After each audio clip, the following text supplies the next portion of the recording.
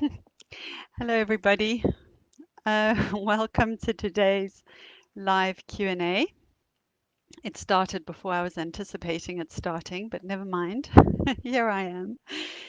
I'm Vanya Fatidis from Peaceful Eating, and every week I answer your questions live here at 5 o'clock on a Tuesday.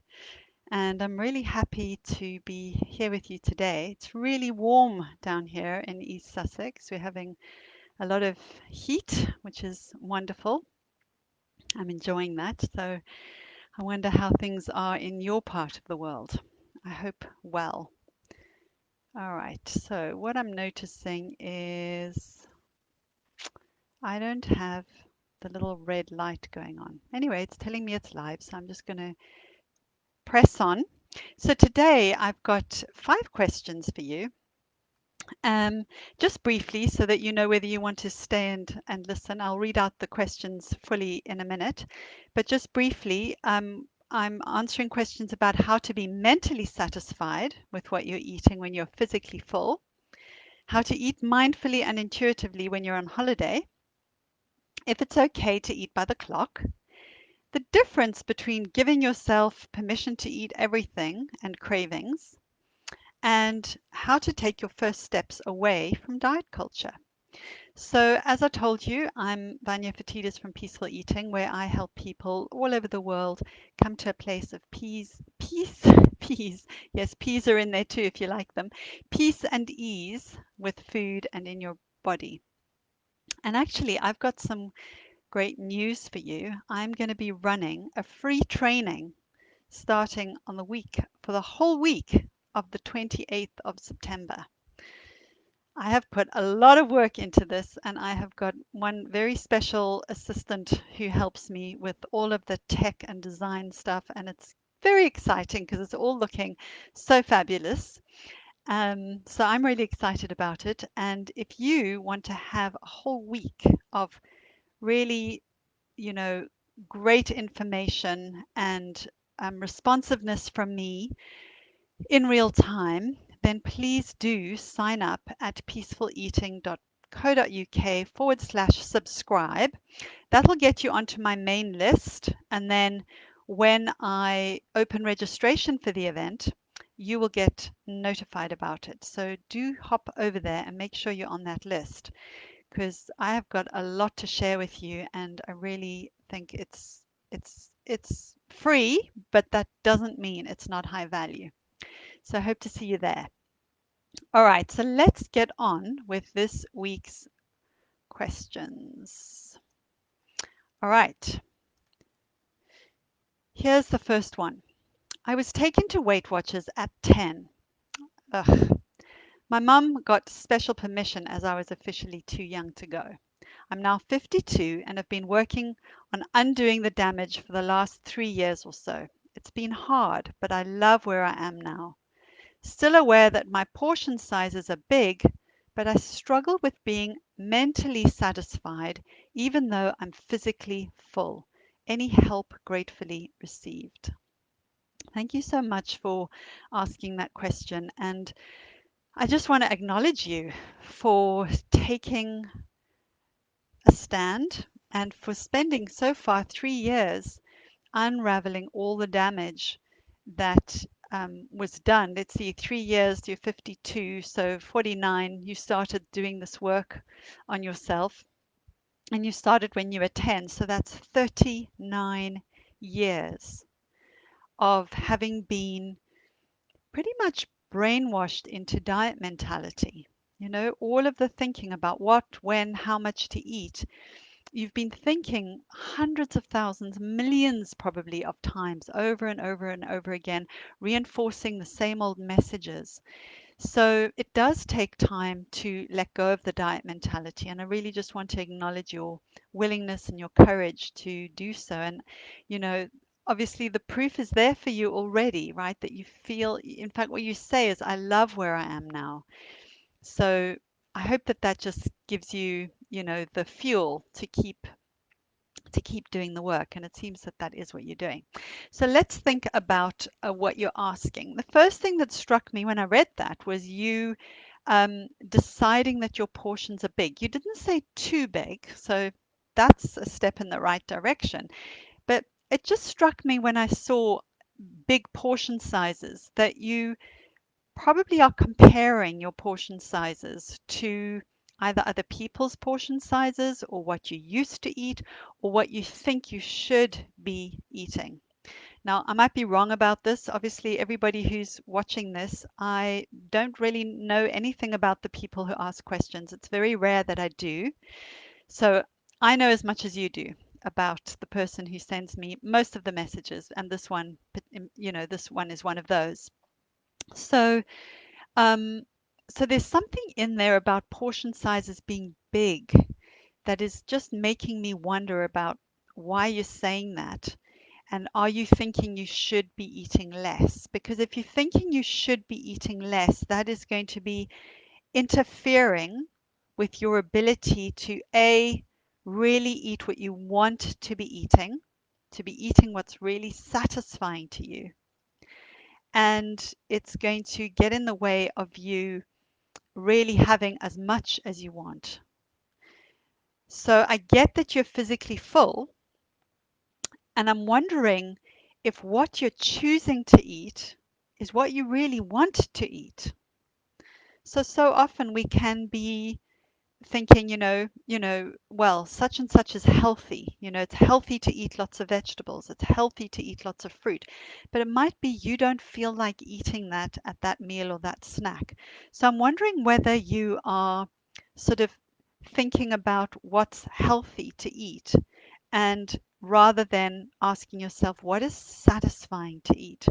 What will satisfy me right now? Rather than thinking, for the day or the next few days or the week or a month or forever, right? Just thinking about taking it really, drawing back to just this moment, what will be satisfying. So we've just been away for a few days break, and my younger daughter, who's 21, one of the mornings she ate ice cream for breakfast. Actually, it wasn't all she ate for breakfast, but she said, because we were leaving and we had bought some ice cream that hadn't been open, it was sort of, well, are we going to just ditch it? What are we going to do? In the end, we stayed an extra day. So we ended up eating the ice cream. But anyway, in the morning, she just went, I'm going to have ice cream for breakfast. And what we would normally think of as a breakfast food can be limiting because ice cream we don't think of as a breakfast food, right? Or as in diet mentality, we don't think of it as kind of proper food, right? So it's all of these kinds of labels which might be there for you to some degree. So I invite you to check out for yourself if you've got thoughts about what you should be eating, ideally, how much, that kind of thing. Even if you're not counting calories or whatever, there might still be thoughts about this going on. And try to just come back into your body and ask yourself, what would be really satisfying for me right now? What do I want to eat? And just go with that. All right. I hope that that helps. Let's go on to the second question. My question is related to how to eat mindfully and intuitively when on holiday or away from home. I've just returned from a week away in a holiday cottage. I took some breakfast items and a few other bits and pieces, and we generally ate out once a day at a pub or picked something up at the farm shop. I found myself eating mindlessly the whole week, overeating and just eating for the sake of it, coming home with a bloated, sore tummy. The diet thoughts were rampant, as in, I'll start again when we get home, as in, start intuitive eating again. It spoiled my holiday. I'm so sorry about that. That's just crap. I didn't enjoy much of what I ate and I didn't journal. On analyzing the situation, I think I found intuitive eating difficult with the limited choice of food I'd brought with us and food available when eating out, resulting in me not feeling balanced in my food choices, which always leads me into trouble. Okay, so I know I'm going to sound a bit facetious here, but it's true. Intuitive eating and mindful eating is, how do you do it on holiday? Well, the same way that you do it at home. It's about listening to your body. It's about eating what you want. and it's about taking care of your needs and self-care. So what I suspect is going on is perhaps you've been treating intuitive eating a bit like a diet. And so then I'm curious about when you were going on holiday, what made you choose the things that you chose to take with you? Were you thinking, oh, well, I'm on holiday, therefore I get to have all the things that you wouldn't normally give yourself on a regular basis at home? Because that's typical diet mentality, right? Kind of maybe there's still subtle restriction going on at home. I think from what I know from you, which isn't very much, you've been in my Facebook group, It's Not About the Weight, for a little while, not lot long, a few weeks, I think. But I don't know how new you are to these ideas. So it could be that even though you are maybe not weighing yourself, you're really trying not to focus on the weight and really just focus on, eating when you're hungry, stopping when you're satisfied. But it's quite likely that there's still quite a bit of diet mentality going on. It does take time to let go of it. And when we're in a different place as well, or there are new stresses or different stresses, and our attunement to our own bodies is not yet quite embedded, we might, it's easier to have that kind of be destabilized. So that's something to think about. Let me just look up my notes. Oh, yes. What I was going to say is the thing to ask yourself, I think, perhaps, is what got in the way of you eating intuitively and mindfully. And as I said, my guess is that it was more diet mentality, thinking maybe when you say here you said uh, it resulted in me not feeling balanced in my food choices, which always leads me into trouble. That really sounds like diet mentality to me. I mean, what does balance mean to you?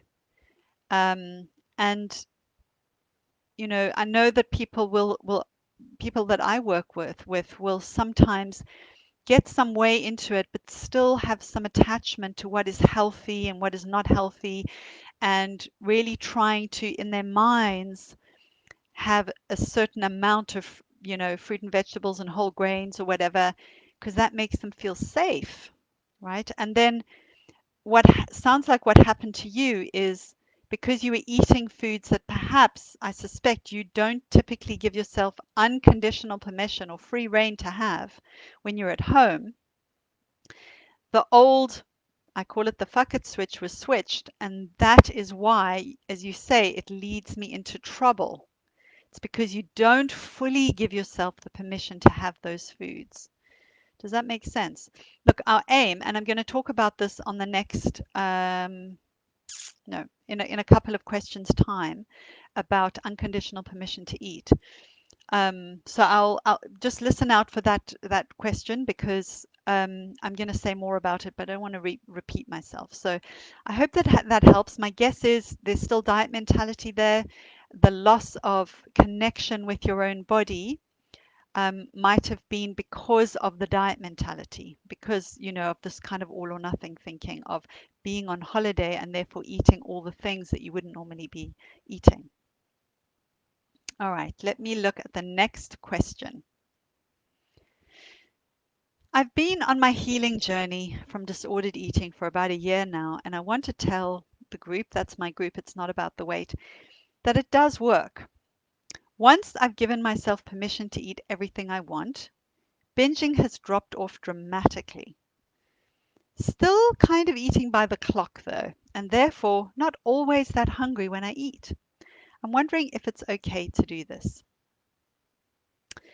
So, well, the first thing to say is, of course, it's okay to do this. You are the boss of yourself, I hope, and you're allowed to eat however you want. And many of us do need to more or less eat by the clock because our lives are kind of set up in a way that's just the way that it works, right? You might need to eat breakfast because you're going off to work and you're not going to be able to wait until you're, hungry. Or you might have a scheduled lunchtime at work, or you might have a family or small children or whatever who need to eat, with kind of consistency and regularity, which is also good for us, by the way, but not according to rules. But it is our bodies and our brains do quite like to have a rhythm. So there's nothing wrong with eating by the clock. Um, so the first thing that I would say is what's most important is that when you are actually hungry, that you do eat. That's the most important thing. It's really not helpful to go long periods without eating. And I wonder whether your hunger signals, because you say I'm um, not always that hungry when I eat. Do you feel confident about your hunger signals being reliable? Because if you've had an eating disorder, and it can take quite some time for this to regulate again, and even if you haven't had an actual eating disorder, but disordered eating through dieting, it can take quite some time to um, discern the nuances in our hunger signals. So, if you're not confident that your hunger signals are quite sensitive so that you can really discern kind of an appropriate level of hunger, not too hungry, for a meal, because that can just set up binge eating. And then actually regulated eating at more or less scheduled times is really helpful to turn those on. Last thought that I have is that you could experiment with um, eating a little bit less at the meal times. I mean, are you listening to your fullness and your satisfaction cues? Because it might be that the reason that you're not hungry by the time the meal comes around is because you've missed the satisfaction or the fullness signal and you've overshot. So therefore you're not really at an appropriate level of hunger when the next meal comes around. So these are things that you could experiment with caution. So the one is maybe not with your mind think, oh, I should eat a bit less, but really with your body check in with how you're doing in terms of your fullness and in terms of your satisfaction. So that's probably where I would go with it. So I hope that that helps. All right. So this next question was an interesting one for me. And here it is. What is the difference between giving yourself permission to eat everything and cravings? I'm lost at distinguishing those two. All right. So the first thing is it's giving yourself permission to eat whatever you want. You could, I mean, I'm a bit of pernickety when it comes to language, so I wouldn't use the word eat everything because that sounds like there's absolutely no limit, right? It's like literally eat everything. So I wouldn't use that language because our aim is to be honoring our body's signals. And if we were eating everything, we wouldn't be honoring our body's signals. So the language that I use is giving yourself permission to eat whatever it is that you want. And our aim, as I said, is to do that with respect to our body's signals. Now, in the beginning of um, doing this kind of work and unraveling all of the diet mentality, it's more important to give yourself the permission to eat what you want and observe what happens in your body. So you eat too much of it, you observe with curiosity and compassion what that feels like, how that was for you, and just with compassion and real kindness, just learn from it. It's like, oh, that just didn't feel too good. I really overdid that. But not admonishing yourself or judging yourself for it. So, unconditional permission to eat is a principle of intuitive eating. It's not called unconditional permission to eat. It's called Make Peace with Food in the intuitive eating book, but I just call it unconditional permission to eat. And so it's an idea and it's a way that we approach unraveling all the dieting behaviors and dieting mentality. All right, so that's unconditional permission to eat. Now, a craving is a desire for something very specific. It could be a particular food, or it could be a particular kind of taste or experience that you want, like something cold or something salty or something sweet, or you might specifically want a particular type of something. You might want cheesecake from a particular place, for example. So cravings can be biologically based, like when you just really feel the need for a particular thing. Now, if you've ever been pregnant, you might have experienced something like this. Um, but even if you haven't been pregnant, it's not exclusively pregnant people who get cravings, but it can be biologically based. And it can also be as a result of deprivation. Now, this deprivation could be physical deprivation, where you just go, right, no sugar, or you're banning over a certain number of carbs, or you're banning certain types of foods or whatever from what you're eating.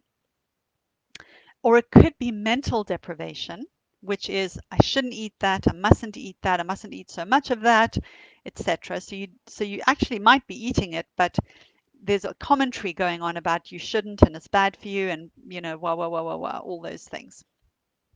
So a craving can be a result of deprivation. So where cravings and unconditional permission to eat intersect is through deprivation. So when we are doing this work, we're giving ourselves unconditional permission to eat what we want, doing our best to enjoy it, not feel guilty, and to listen to our body's fullness and satisfaction cues as we're eating and our level of enjoyment for that satisfaction. So as you do this, you find that the cravings will lessen in intensity, they'll lessen in frequency, and everything in your body and your brain will calm down when you really let yourself have what it is that you want. So I hope that that makes sense. All right. Here is the last question. I'm just starting to realize that I need to move away from the diet culture as the negative impact on my mental and physical health is becoming apparent. What small steps can I start with to help me? All right, that's such a great question to end with. And actually it did just come in a few minutes ago, so it's in last place because it was the last one. So what I would say to you is, I don't know how much you already know. It sounds like you're kind of new to this whole idea. If you haven't already downloaded my guide to peaceful eating, do that because it's a short read. It will give you so much information. So you can find it at peacefuleating.co.uk/subscribe. And with that, you will get my free short course called What to Pack for Your Peaceful Eating Journey, which is packed with little exercises you can do, little actions you can take to help you. But I'll just name a few so that you can just start implementing things straight away. Well, the first thing I'd suggest you do is get rid of your scale if you have one. And if you can't get rid of it because there's someone in your home who, wouldn't be happy with that, then put it away and have it be out of sight. But bottom line is stop weighing yourself because weighing yourself really gets in the way of you listening to your own body and settling down. It's a way to keep yourself engaged in diet mentality and keep re-triggering yourself. So the scale's the first thing to go. The next thing I'd suggest you do is make sure that everything in your wardrobe fits you. You do not need to open a cupboard and see a load of clothing that is too small for you. And even if you don't put it on because you know it's too small, you see it. And that's another way for you to keep feeling the shame that you might be feeling about your body, or your behaviors around food that have happened, etc. So anything that doesn't fit you, put it away. And that goes for clothes that are too big. If you can give them away, whatever your circumstances are, do the best that you can so that all you have in your wardrobe is clothes that fit. Okay. The last thing I want to say is clean up your social media feed. Unfollow all the accounts that promote unrealistic body shape, size, that focus on changing the body and focus on healthy eating. There's nothing wrong with healthy eating, but what healthy eating means is very individual to people. And it's not helpful in the beginning of this process to be following any of these accounts, if ever, to be honest. I don't know that it's ever going to be helpful. So I would unfollow any accounts that promote over exercise or exercise to change the body, exercise to lose weight, exercise to change the shape and tone and all of that of your body. If by all means, exercise, move your body, do what you really enjoy, but I would really be very attentive to your social media because you just keep getting these messages reinforced all the time. If they're people, friends of yours who post about their weight loss journey or, any of that kind of stuff, just unfollow them. You don't have to unfriend them, but just unfollow them so that goes quiet for you and you're not constantly bombarded by these kinds of things. And then what you can do instead is start to follow accounts that promote non-diet or anti-diet. So those are hashtags: non-diet, anti-diet, HAES, HAES, or hashtag health at every size, um, body liberation, fat positivity or fat positive. Um, those are ones you could start with and start to follow people um, who are promoting taking care of yourself, self care. You can follow more mindfulness type things, um, self love, anything like that, and repopulate your social media feed with things that actually would be helpful for you and your mental health. All right. Oh, and the last thing I want to say, and this is for everybody, is please do go and sign up at my website because I am going to be delivering week, a free week's worth of trainings on letting go of dieting and what to do instead. It's called From Dieting Roller Coaster to Peaceful Eating. And I'm really excited about it. And I want you all to come because it's really going to be interesting and fun. And it's going to have so much in there that will be helpful to you on your journey. So I hope you will be joining me. All right. Thank you, everybody. Take care. Have a great week. And I will see you here next week. Lots of love. Bye for now.